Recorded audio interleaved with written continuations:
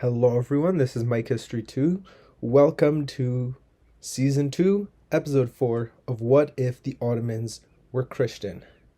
Now again, this is a collab with Julius Caesar, and I would recommend checking out his channel, subscribing, but if you don't want to do that, at the very least, watch his videos in this collab, because again, those provide the needed context for the videos you will watch here.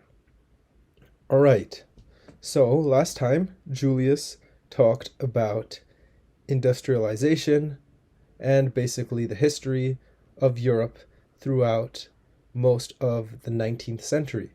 And so now, episode 4, we will be talking about new imperialism and the consequences that has on the entire world. So first, let's go to South America and see what's going on there. Now, in 1864, Argentina annexes Buenos Aires, the rebel state of Entre-Fleuves.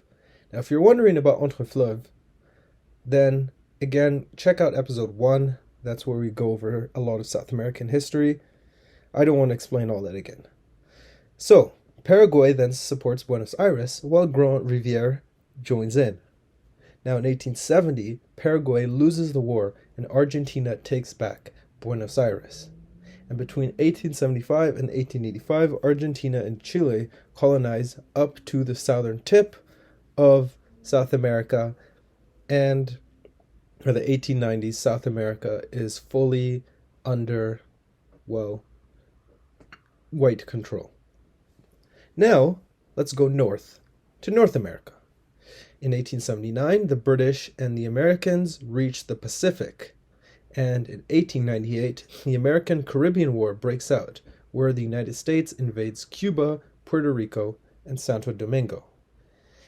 In 1902, the war ends and the Caribbean is reduced to Cuba, while the United States keeps Puerto Rico and Santo Domingo. The following year, Panama rebels against Colombia, supported by Klein Venedig, and the following year, 1904, Klein Venedig builds the Panama Canal. Across the Pacific from North America, we reach Asia, where back in 1863, the United Kingdom forcefully opens up Japan. France joins in soon after, preparing to compete for Japan with the British. Now, between the 1860s and 1870s, Japan is under an era of foreign dominance and is struggling to gain independence. In 1878, the Meiji Restoration occurs. Japan gains independence, but still struggles in maintaining it. It is thus unable to participate in conflicts such as the Russo-Japanese War for a while. However, in 1898, Japan colonizes Taiwan, but is unable to secure its gain because Japan is weaker than in our timeline.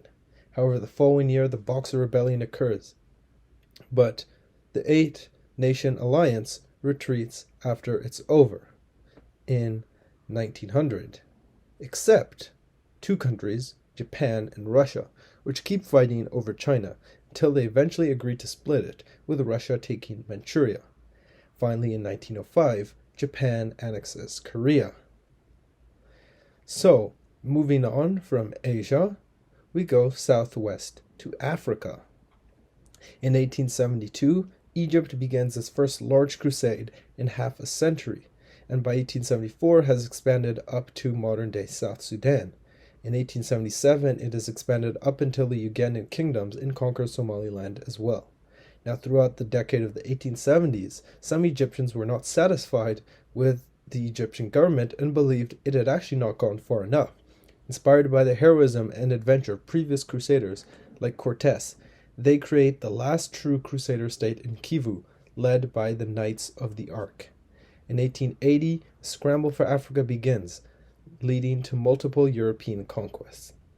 In 1883, France has conquered Gabon, Congo, and Senegal, while Belgium is advancing along the Congo River. Meanwhile, the United Kingdom is getting worried by the growing power of France, Belgium, and Egypt. In Sudan, Muhammad Ahmed proclaims himself to be the Messiah, or Mahdi, and leads a jihad to stop the expanding Christian presence in Africa. But despite this religious cause, he gets most of his funding, ironically, from the British? That's right. In 1885, however, Egypt finds out that the British have been backing the Mahdist revolt, and because of this, the Egyptians take over the Suez Canal, blocking the Royal Navy from accessing India through the Mediterranean. This causes a shortage of trade, particularly tea, which the British people cannot accept, so they invade Egypt and turn it into a vassal. In 1892, with the brutality of the Congo Free State, many Africans under Belgian control flee to Kivu, but once they arrive there, they just end up being enslaved by the Knights of the Ark. This provokes a slave rebellion, which Belgium responds to by invading. However, most of their soldiers die of disease, and the extremely motivated slaves are also backed by the United Kingdom, which, remember, is the main abolitionist country. The slaves' hatred, the Catholic Belgians, and the Coptic Knights of the Ark make them open to Protestantism, which is gladly spread by British missionaries. In 1899, meanwhile, the British finally defeat the Mahdists, ending the last jihad against Christianity.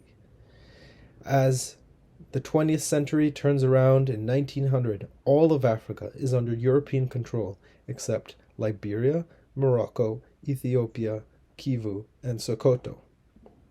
In 1905, meanwhile, all of Africa has been completely civilized and Sokoto has been conquered by the British. And finally, in 1912, the final European advances into Africa are made as Morocco becomes a French vassal and Italy conquers Libya from the Ottomans. All right, so what will happen next? Well, if you're paying attention to the date, in only 2 years, the war to end all wars will break out. And in the following episode, Julius Caesar will cover not only World War I, but also World War II, and maybe World War III. So, of course, don't forget to like, subscribe, and share. See you next time.